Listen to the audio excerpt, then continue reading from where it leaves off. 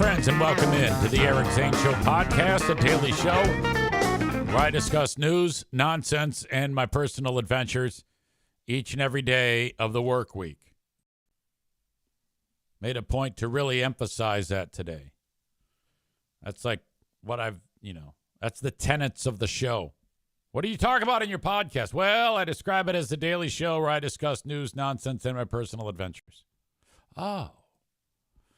That came up last night at the broadcast radio podcast class at Aquinas College, where I teach as the adjunct professor. The class is, they're getting their groups set up for the podcasting project, which they have to come up with a show. So they're all split up into pairs now. And yesterday we discussed the names of the show. One show is called Off Topic. Another show is called Man Cave. Let's see. Man Cave. What else was there? There was, I don't know, something about the editing room. Another one is called This Is Not Easy. I'm not sure. I don't remember them all. There is 1, 2, 3, 4. I think five podcasts that are being made by the students.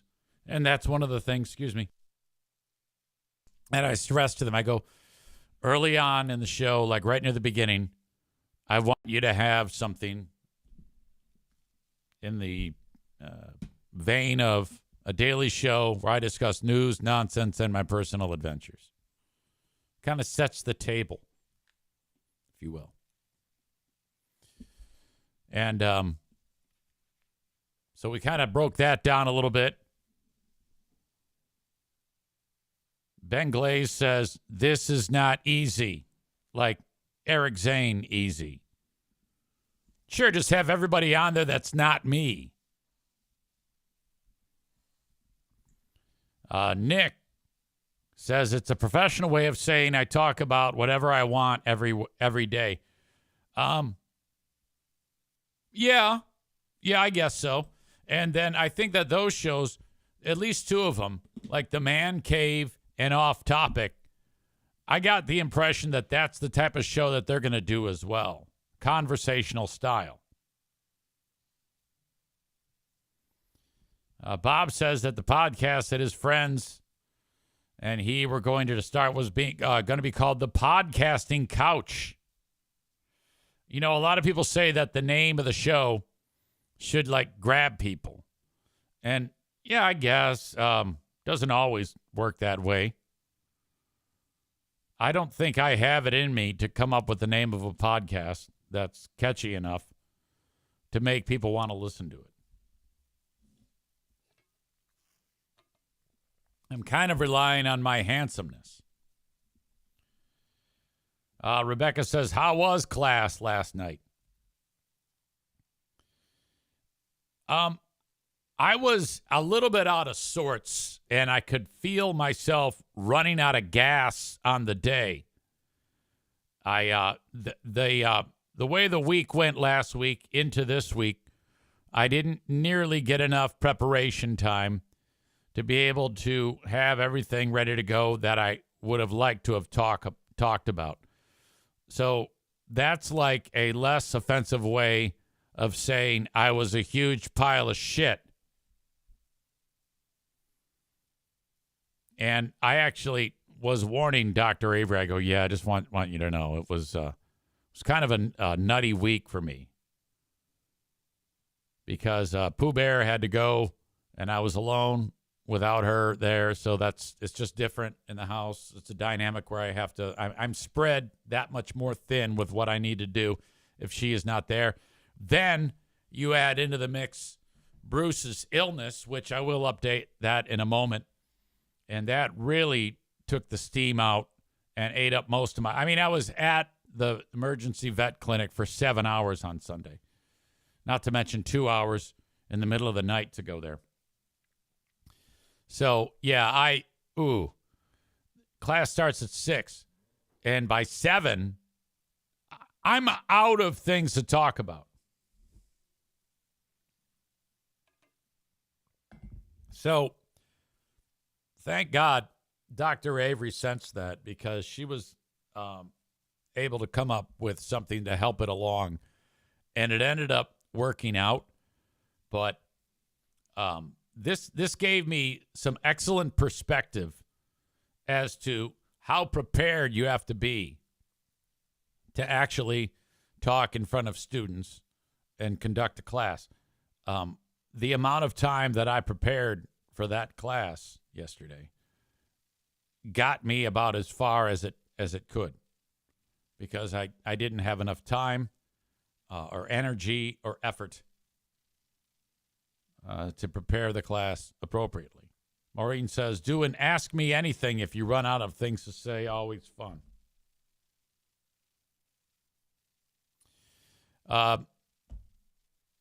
So let's get into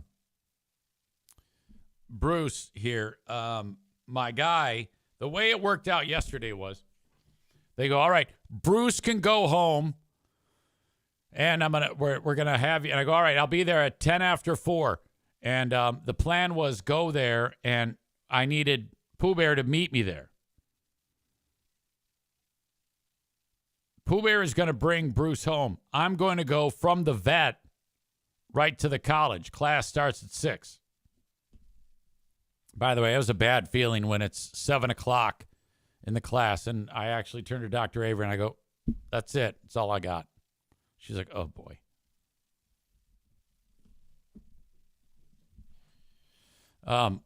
So I'm driving over to the emergency vet place where Bruce is.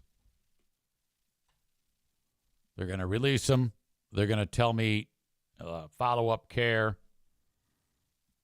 And in case you don't know, they went ahead and they looked at Bruce with the internal medicine team at this vet. This is the vet that there's nothing inexpensive.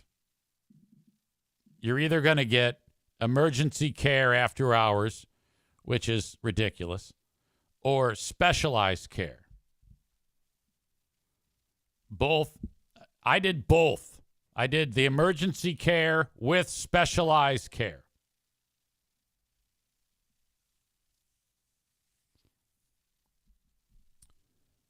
I talked about it yesterday. They gave me an estimate. They go, all right, on the low end, this is going to be $4,800. On the high end, it's $6,500 to care for your pet. I was like, what? Huh? What? Pooh Bear says to me yesterday when she was there, she goes, are they going to ask about the bill? Because I cannot handle that. No one in the family has even brought it up. Everybody in this house knows that Blue Pearl should have dollar signs around their sign. But no one in the family said, what was the damage? And then Pooh Bear says, okay, when I pick him up, do we owe any money? Are they going to present me with dollars like a bill? Because I can't handle that. I'm like, oh, dear God. I go, no.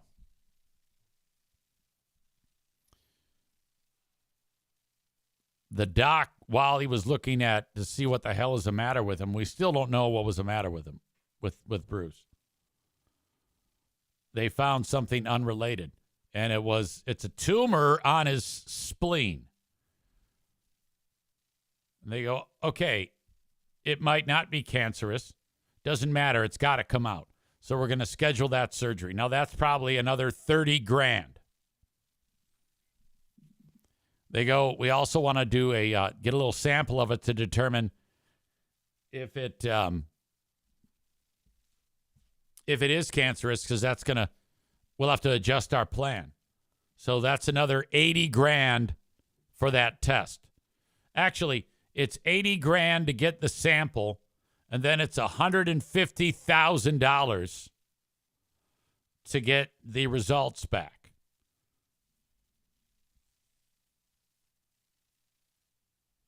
Megan asked, did Darla's attitude change when he got home? Yes. She perked right up. Becca Shea, pets are expensive and you have 5. Well, first of all, I have 6, and I didn't think about that when I got them. So anyway, Bruce says that sample taken, we'll find out more, but yeah, we got to schedule the surgery. Badger says this is almost as expensive as the fraud bus. And I think it was Jackie who said, so how are you doing? You going to be able to afford this? I go, sell more sponsorships. Sell more sponsorships. Encourage the audience to bang on the door of the sponsors. That's all I got. That's all I got. And it's gotten me this far, and I know it won't let me down. Bread Bull Brain Chris says 7 if you count Kevin. Man Bun Chris says can-do attitude. You got this. Oh, absolutely. I've made it this far. I'm not going to let a vet bill fuck with me. Are you kidding me? I got the best attitude in the world about everything.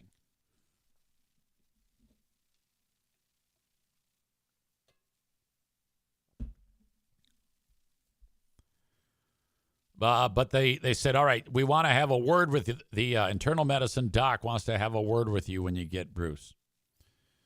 And Pooh Bear, okay, if you put Pooh Bear in front of the internal medicine doc, he's going to make comments and make statements about Bruce's health. And Pooh Bear will be the first to tell you that when the words out of somebody like him leave his or her mouth, she tenses up and she stops concentrating, and the words then bounce off of her. She's the one who told me that this is what happens. So if if like my brother-in-law has to go to the hospital or the doctor, and the doctor makes comments to Kevin that Pooh Bear needs to hear, it's not going to work. She's not going to be able to gather that info. So then I'll say, okay, what did the doctor say about Bruce? I don't know. What do you mean? Yeah, he said something, but I don't know what he said. He said something about 2 days to live or whatever the hell. God forbid. So then I'm like, so she goes, you need to get all types of information like that. When it's that important stuff, I rely on you to hear it and process it. That's like the workaround to this, whatever it is that you call this. Is that a girl thing? I mean, there's most women will tell you that there is nothing that a man can do that a woman can't. And I would like to believe that. But it's not true. I mean, that's a lie. Any lady who tells you that anything a man can do, a woman can do as good or better, I think that might be, I'm learning time and again that is 100% not true.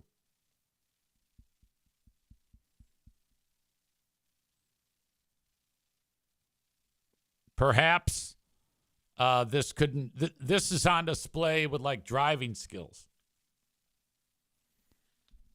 The Fatathon, Man Bun Chris says, yeah, the ladies are growing.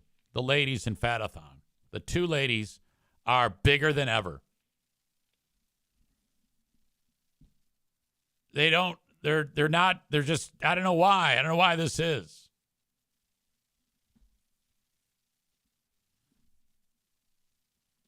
Pooh Bear says, you need to hear what the doctor says. I go, all right, fine.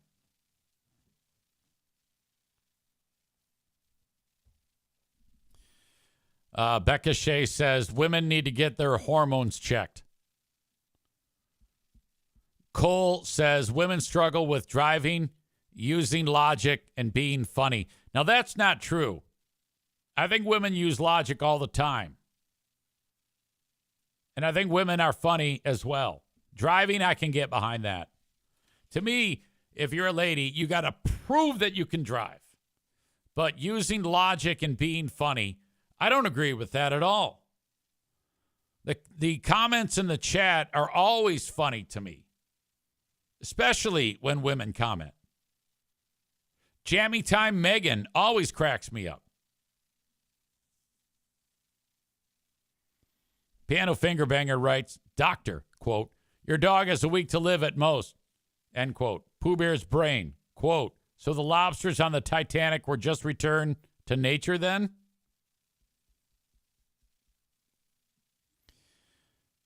It's time to pick up Bruce. She says, I want you to meet me there. Actually, I said to her, I go, I'll meet you there. I'll listen to the doc. You take him home. I'm going to Aquinas College. Okay. Fine.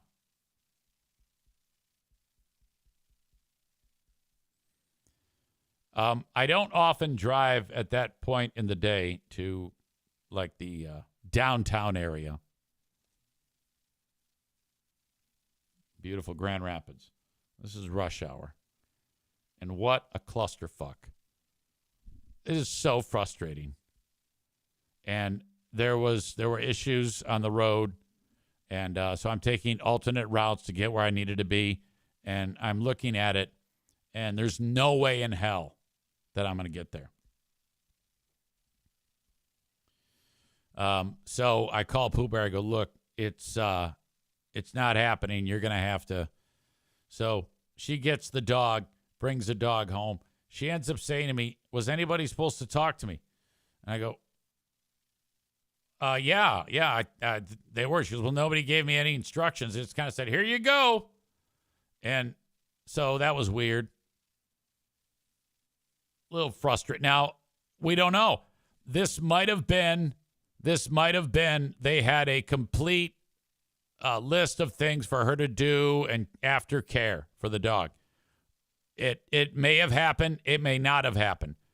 I would say there's a 99% chance that they actually spoke to her, and she did not retain any of it.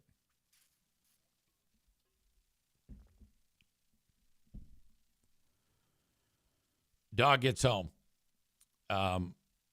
He's not 100%. There's something wrong with him. I mean, he's not out of the woods. They suggested that this pancreatitis may have been what's causing his issue. I know his tummy doesn't feel great because I let him out today, and he immediately started to eat like a lot of grass. He was like a goat eating the damn vegetation, and he ate a lot of it. And he does not want to eat his meal, and I think that's a sign of like an upset stomach. You eat grass, which is so screwed up to me. I think he knows, dogs know that the grass will make them puke, and the puking makes them feel better. I think. I'm not 100% on this, because all I know is I walked out of this studio and I came back in, and it was the biggest pile of puke. Well, it was all grass on the ground here. Now, I keep the carpet extractor. You can't see it, but it's right here in the room. I keep it in here ready to go in case of emergencies. Bob says Pooh Bear didn't get a list of instructions, just like she didn't honk the horn. She would be so pissed off if she saw you writing that.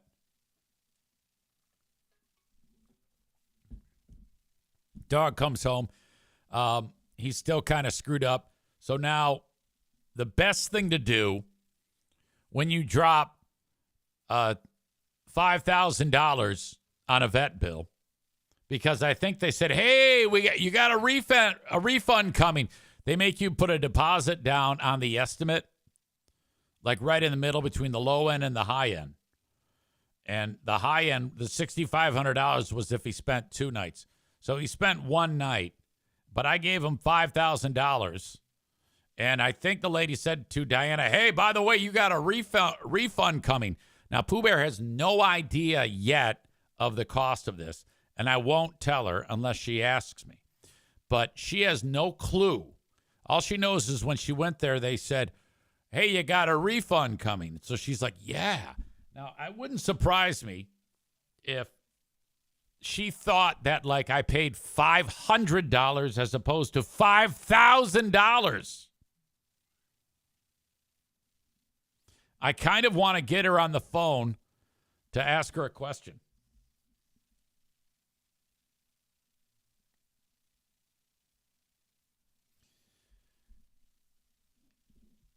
Stand by here. Hey, Siri. Mm-hmm. Text Pooh Bear. What do you want to say? Is there any way you can dip out and call me? Question mark.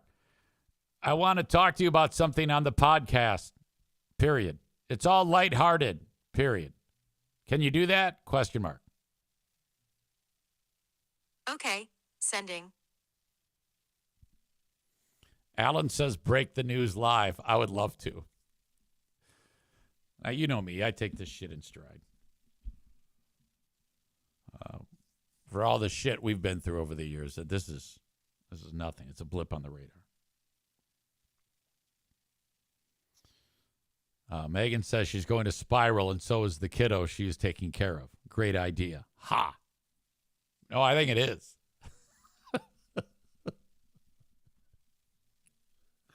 Oh, shit. Kabooby Rich says, easy, dropping 5 large in the blink of an eye. That's free beer kind of cash. SCMN Lazio, just subscribe with Prime. Thank you. Megan says, but look at that puppy pile, worth $5,000. I should play this game with Jacqueline, too. That's okay. Period. If you can, comma, later, give me a buzz. Hey, Siri. Uh-huh. Call Tacky. Calling Tacky, mobile. Alan says we're close to a hype train. Still don't know what that even does. Hello. Hey, I'm podcasting. Hi. So your mother does not, she gets anxiety at the idea of what the cost is at Blue Pearl. Okay. So I wanted to break it to her on the show. Oh, no. But I was going to start by say, hey, how much do you, because when she went in there to get the dog, they said, hey, you get a refund. Right. And I don't know if you knew that. Well, I got the invoice sent to my email. Oh, so you saw it. So I did see it, yeah. I know what it is. Can you believe that? Did you get a refund? They said so, but I haven't seen it yet. They'll probably just put it back on the card. Yeah, that's insane. Well, it's like $1,000 minimum for a stay there, to stay overnight. So I put $5,000 down. Yeah. If she found that, I'm guessing that when they said, because she says to me, she goes, I don't want to know. It stresses me out. Yeah. So when she went in there, she got this info about a refund. Yeah. So I'm guessing she's thinking, oh, well, that's good. But in my mind, I'll bet you she's thinking that an exorbitant amount of money would be $500. Right. Well, I think she knew that it's $1,000 minimum or whatever, but at least that much. But yeah, it's crazy. Okay. Is he okay? How's he doing? He ate a bunch of grass this morning and puked. Oh, what the heck? Yeah, I'm taking him to see Dr. Josh. Okay. Today? Yeah. I think he has allergy issues that are really bad right now, so I need some Apoquel. And that's always really cheap. No. It's like $500 a pill. I know, it's so annoying. 3:30. All right, well, keep me posted. Did you make any money today? Yeah, I always make money. You're selling plastic to people. Yeah. Okay. Correct. Are they going to do a chili cook-off? No, I doubt it. Are they not doing it because I won? No, I think we just got a new administrative assistant, and I just don't think we're going to. We didn't last year, so. That's stupid. I know. Okay. All right. Okay, bye. Bye.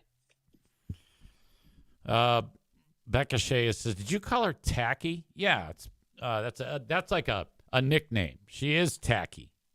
She's very tacky. She's the most tacky on the planet.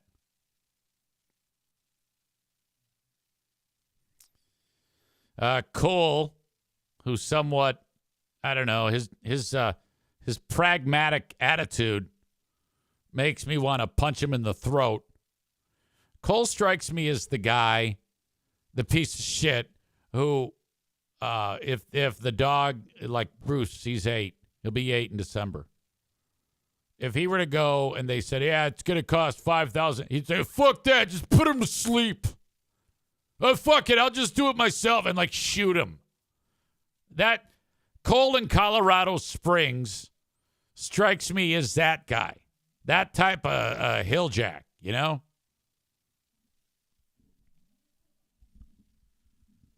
He writes, dropping $5,000 on an 8-year-old dog. Thank God she's an overpaid teacher. I like your joke, but I still think you'd have killed the dog.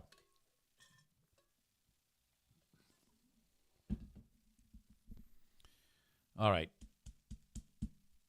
Maureen adds, ask your regular vet if he can do the surgery cheaper. Perhaps. I'll bring that up. He just got it's an internal medicine thing there, though. And I think that the way it works is the vet at the place we go is, kind of like your general doctor, your general practice physician that you may have. And you get specialized care at Blue Pearl with $signs on the sign. And they just actually, at Blue Pearl, they just moved from one place to the other. This brand new, decked out, amazing building. God. The ladies, that would be N-word Maureen and Jammy Time Megan, are discussing the Slaughter of the Turks chili. The Slaughter of the Turks chili, it crushed at Jackie's chili contest at work. Everybody ate it. I won the prize. Everybody else at the workplace made their own chili. I made it for Jackie, and it won. They go, and the winner is Jackie's dad.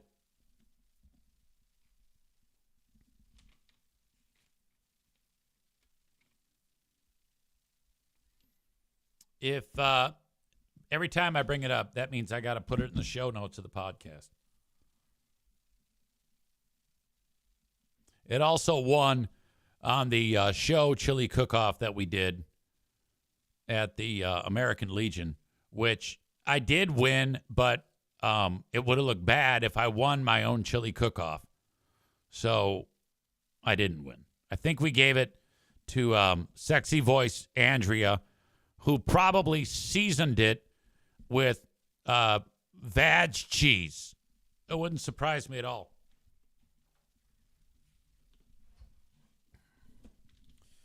How much work is involved with this legendary chili? Not much. It's really an easy recipe. It's just the blend of ingredients that makes it spectacular. I also have a historically great white chili, which has a little bit of spice to it, a little bit of kick in the white chili. All right, so Chris brought up to me, soccer guy, man bun Chris brought up to me, hey, how are you doing? You're going through a lot of stress. And he's right. In fact, yesterday when I was on my way to the vet, which I didn't make it there because of the traffic, I realized at 4 p.m. that I had not eaten. I forgot to eat. I had not eaten since the day before at 8 p.m. Now, I'm all about the fast, as you know. Every day I fast. But 20 hours, and I thought I can probably go like 24, 25 here. That is the technique, at least to start, that Jeremy, weight loss Jeremy, used to lose what is now 100 and, I don't know, nearly 130 pounds in 1 year. So I'm like, God damn it, I haven't eaten. But I stopped after I went to the college and then picked up my parking pass. And then I had time, so because I got there early. Class doesn't start till 6. It's like 4:20 at this point. I go, I'm hungry. And I go into this Family Fare grocery store that's right in that neighborhood. And then I realized that as I walked into there that I am in a black neighborhood. And I figured that out because everyone in there was black. So I don't know about you, but I think it's, and I don't, it sounds racist as hell. But when I walk into a place and I'm the only white guy, I have to, I feel intimidated. I feel like someone's just going to walk up to me and beat my ass. Now, that's ridiculous because that's not going to happen unless if I talk to anybody and I say something stupid, which happens all the damn time.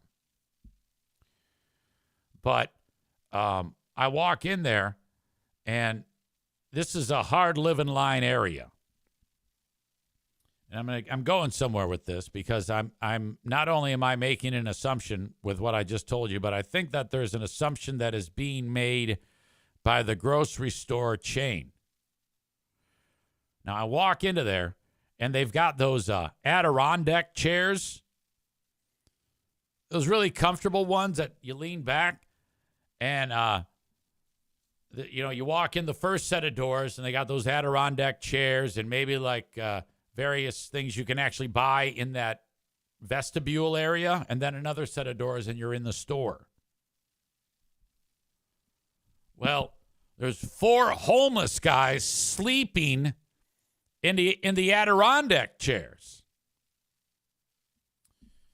And there was that and they're all black, and I go, that's when I realized that I was in a black neighborhood. I'm like, oh, okay, all right. So Stevie says the Family Fare on Fulton, HLL, you can spit and hit East Grand Rapids from there. Oh, I know that. But this definitely had a vibe of hard living line. And that's because I just walked in there, and I'm telling you that there's 4 homeless guys asleep in the vestibule. Now, if that is not a hard living line area, you would not find 4 homeless guys asleep there.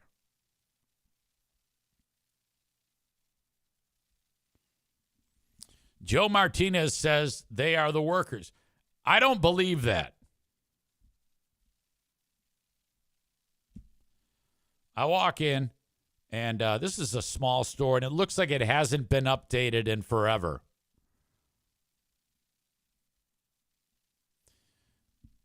Black Belt Nick says it's checkerboard, hard living line from block to block there. All right.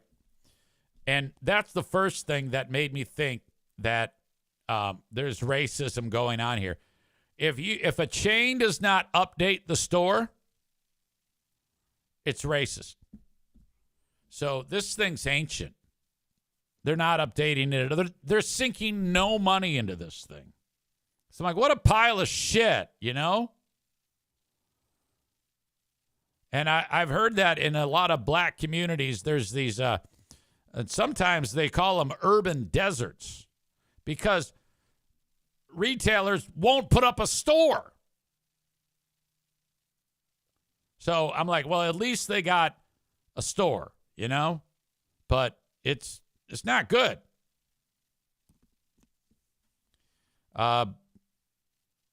Badger says it'll turn into a Save-A-Lot. Becca Shea says right.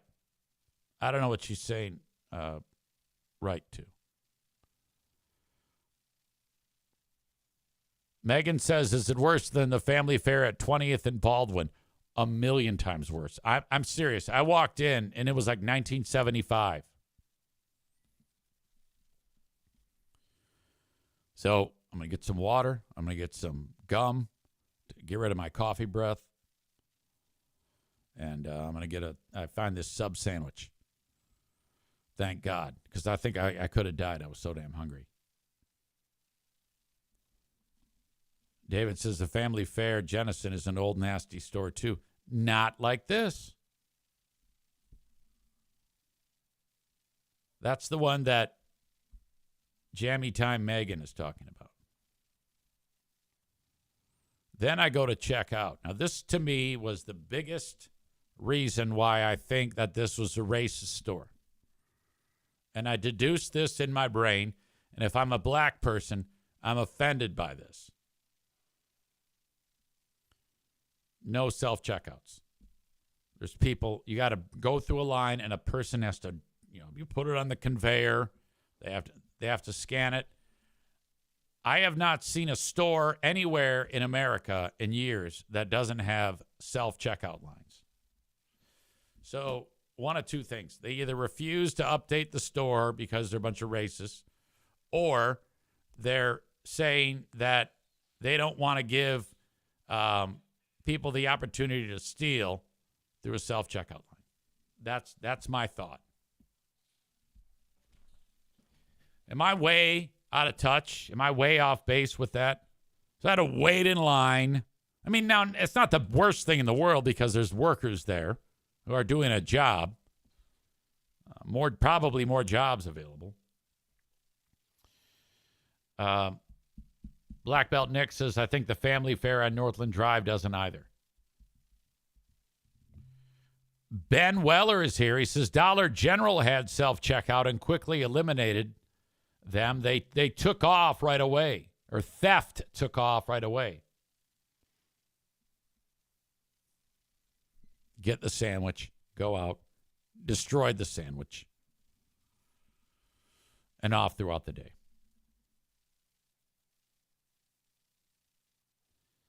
Piano Finger Banger checks in and says, I just moved to downtown Detroit and joined the Y. Every time I go there, I'm surrounded by jacked black dudes and the occasional babe. It's an amazing place. That's awesome. So you're out of Nashville now. Yeah, a lot of people your age are moving to places like Detroit.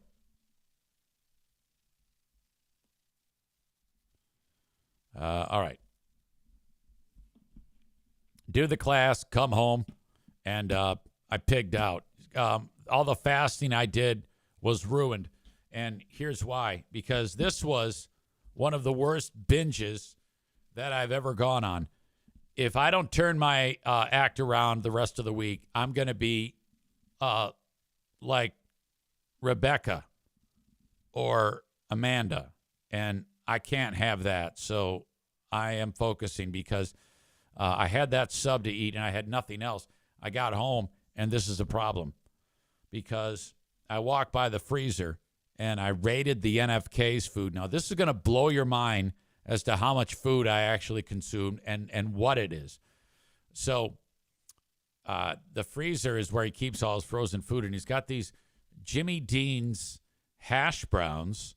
And then inside of the hash browns, they're thick too. Inside of the hash browns, you've got cheese and bacon. They're stuffed hash browns. And it even comes, each individually wrapped, with like this contraption that you put the frozen hash brown into. It's like a sleeve. And you put it in the microwave. And then through some type of magic, after like a minute and 10 seconds, it's perfectly cooked. And crispy and ridiculous. So that vanished in seconds. When I started to eat that, I also grabbed a Jimmy Dean's croissant with sausage patty, egg, and cheese. And I put that in the microwave so that as I finish the hash brown, it's time for the second course. That comes out, and I destroyed that. So now you're talking probably, I don't know, 300 calories each.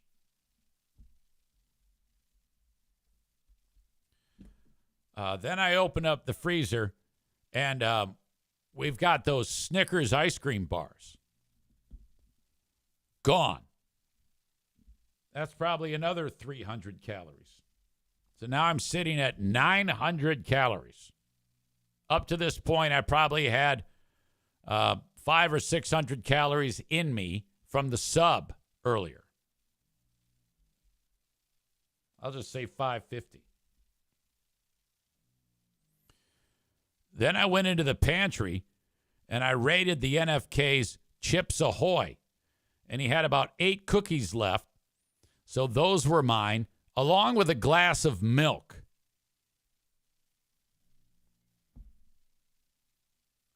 I'll throw the milk and the cookies at least another 650 calories. This is at 9 p.m. Pooh Bear had recently gotten this bag of kettle corn. And I finished that off. That was another 250 calories. So before bedtime, I had 1,800 calories.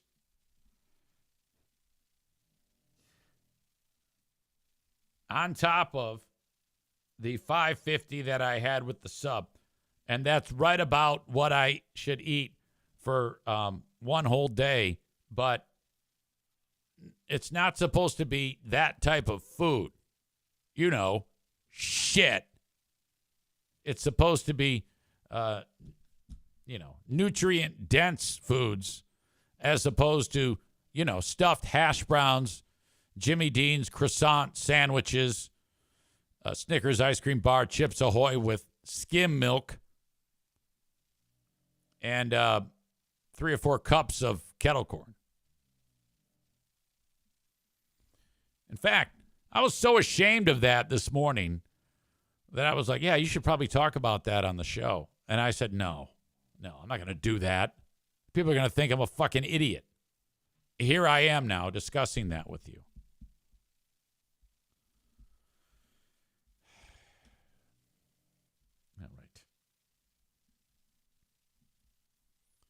All right. So Chris had said to me, Man Bun Chris, he said, easy, how's the stress? This is a lot of craziness. And I'm like, yeah, I take it in stride. I didn't respond to him, but I am now.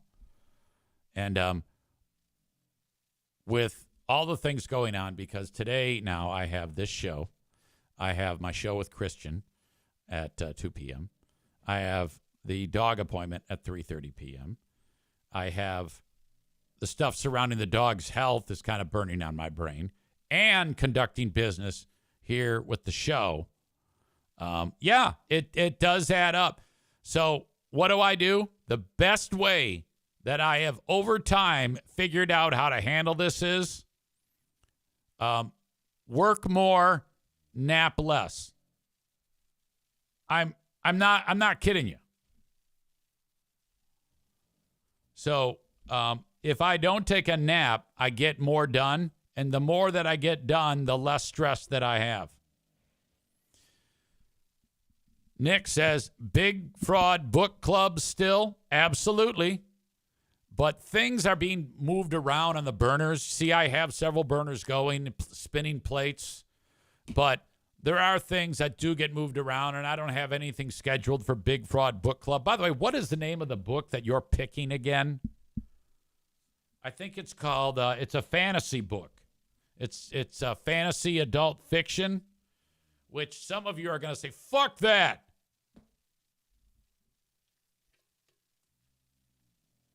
The Way of Shadows. Jammy Time Megan says, did we talk about The End of Martyr? No, not yet. I haven't read The End of Martyr.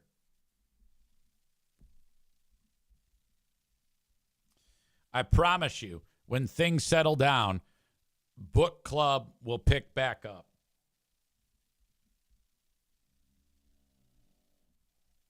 And we have easy podcast reviews of documentaries, too. Haven't even thought about it yet.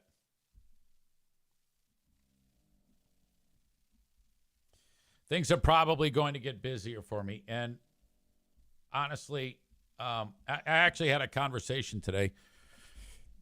And this was a conversation I had. I talked to Bernadette Joyce over at Catholic Charities West Michigan, because I've been thinking to myself, I think I'd like to be, I think we'd do okay. We would be good at being a foster family. But the only thing that's keeping me back is how busy I am. As Alan writes, rest in peace, Big Fraud Book Club. That is not true, okay? It's definitely not R.I.P. I don't know why you keep saying that. Would you shut up?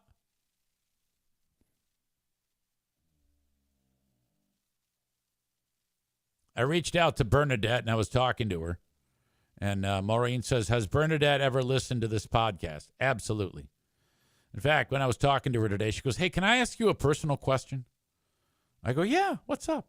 She says, why do you call your wife Pooh Bear? And I go, well, because she's a Pooh Bear. I don't know. I've always called her that.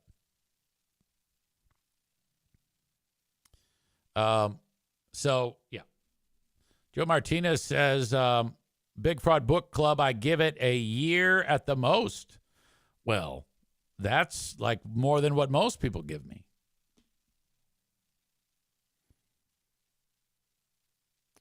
All right. Amy writes, regarding the book, Martyr, I'm 75% there and I'm still confused. Black Belt Nick says, yeah, the ending is a slow burn. Megan says, haters. Yeah, there are haters in the chat who just love to take a huge dump on everything we do. Joe Martinez is one of the kings of dump. He's always dumping. No matter what I'm talking about, he's going to take a huge dump on it. Alan, he's taking a dump on it.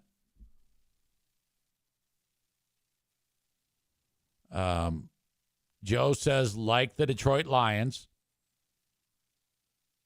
they get your hopes up and break your heart. So I'm the Detroit Lions now. Okay, you heard it there, folks. I am the Detroit Lions. I'm going to get your hopes up and then break your heart. I don't think anybody in this audience has ever had a broken heart over anything that I've ever done. All right. Well, in addition to being super annoying, Joe is also very pumped up about his Michigan Wolverines, who, well, I mean, I don't know. I don't know how this year's, they're definitely got some questions that have not been answered yet with them.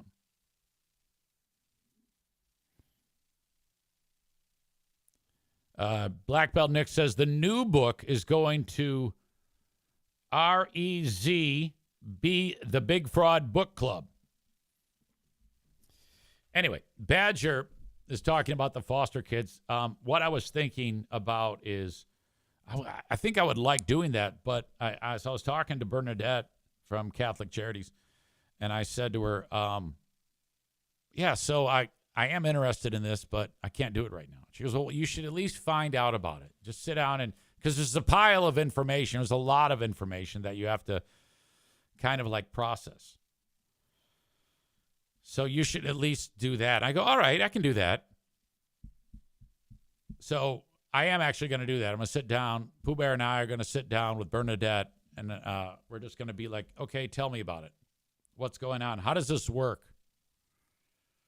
And I told her that friend of the show, friend of the family, Tim and Chris Kuipers, and their son, Zeke, because Tim reached out to me. He said, EZ, I'm a great resource for being a foster family because we did it for years before we finally decided to adopt Zeke. So I told Bernadette about that. So Tim is going to kind of be like the bridge between Catholic Charities West Michigan and this show. Megan says, do you have to be Catholic to work with them? No. That's just a name of an all-encompassing charitable organization that helps all. Can you imagine if that were me, though? You can also, you know what else you can do at Catholic Charities West Michigan? You can offer respite care. So that's something else. That's different than foster care. Respite care is, let's say, some kid walks out of the family fair and, somebody like runs over mom and dad. And the kid's like, oh, my God, my mom and dad, they're in the hospital for 6 months. And they would put the kid possibly, if they look into it, into respite care. And that would be us, where it's not like there until the foreseeable future. There's actually an endpoint, okay? The most you can go on respite care is 2 weeks. Badger says you have plenty of room in a kidney-shaped pool. So I'm using this as an opportunity. If you want more information about my friends at Catholic Charities, you can reach out to Bernadette Joyce through Catholic Charities West Michigan. To do that, you go to bjoyce at ccwestmi.org, bjoyce at ccwestmi.org, or you can call them at 616-915-4695, 616-915-4695. While I have you here, I have not yet mentioned my friends at Impact Power Sports who sponsor the studio of this here program. ImpactPowerSportsMI.com for more information on a Yamaha golf cart, perhaps an e-bike, an EV, not an EV, an e-bike, a scooter, motorcycle, side-by-side, ATV, UTV. They have it all at Impact Power Sports. ImpactPowerSportsMI.com. They're in Rockford, Michigan. Buy now, refinance later with the Mario Flores Lakeshore team of Van Dyke Mortgage. Did you know you can get a 15-year fixed for about 5.5% right now? Reach out at 231-332-6505. And if you're in a 30-year, which is probably like about 6.5%, when the rates drop down to like 3 or 4, refinance your 6.5% 30-year mortgage to a 15-year mortgage. 15-year mortgage at 3% from a 6.5%. You'll be paying about the same amount, but half of the term, and you'll save thousands in interest. Buy now, refinance later with the Mario Flores Lakeshore team of Van Dyke Mortgage, 231-332-6505. I'm going to kick out the folks on Facebook and YouTube. So there you go. Black Belt Nick says do adoption too or just foster? I'm going to try to decipher that. I'm assuming you're asking if Catholic Charities offers adoption. And I don't know, but there are several great agencies in West Michigan who do. All right, Facebook fans and friends and YouTube, I'm kicking you out, but thank you. Okay,